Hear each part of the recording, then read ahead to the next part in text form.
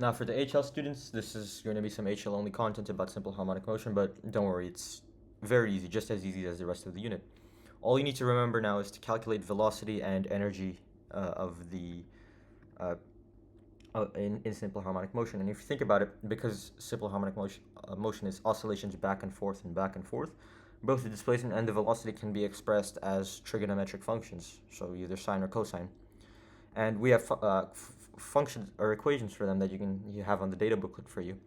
You have the formula for displacement, which is x displacement equals to x subscript 0, which is the amplitude, the point of maximum displacement on the graph, or in the simple harmonic oscillation, multiplied by sine of omega t, which is angular velocity times time, plus what's known as a phase change in the radians. Phase change, you'll just it should be a prerequisite mathematically, if you should have learned it in your math class earlier or at some point, but the phase change is just simply the phase along the sine function that the function starts at. And for example, the phase change here, if it starts at here, would be pi. Here, the phase change would be pi over 2 if the graph starts like that, so on and so forth. So you just need to keep that in mind about the phase change. And we have a function now for velocity. It's the same idea. As you can, the velocity, as you know, is probably the change in displacement divided by the change in time, or I guess the derivative of the of displacement. So you can really see it as the derivative, the rate of change of the displacement function. If you learn differential calculus, this is just using the chain rule.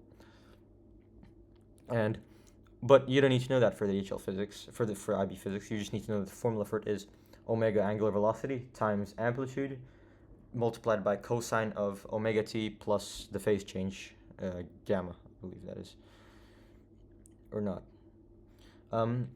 Well, it doesn't matter. You just need to know that that symbol stands for phase change expressed in radians, and these are the formulas that you have for displacement and velocity in simple harmonic motion. Now, the next thing you need to know is energy. So as you know, under conservation of energy, the total energy always remains constant. So the total energy always remains here at this constant thing, and because it oscillates, it transforms from having either being fully kinetic energy or fully potential energy.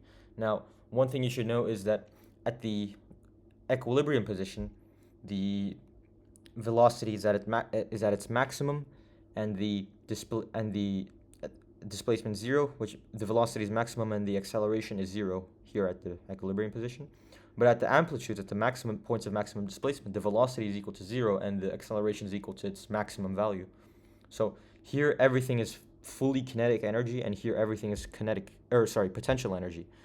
And you can see that in the graph, in the displacements, you have the two amplitudes where all the total energy is potential energy in the form of potential energy. And here you just have the kinetic energy at the point of 0 displacement. And that's it. That's all for simple harmonic motion.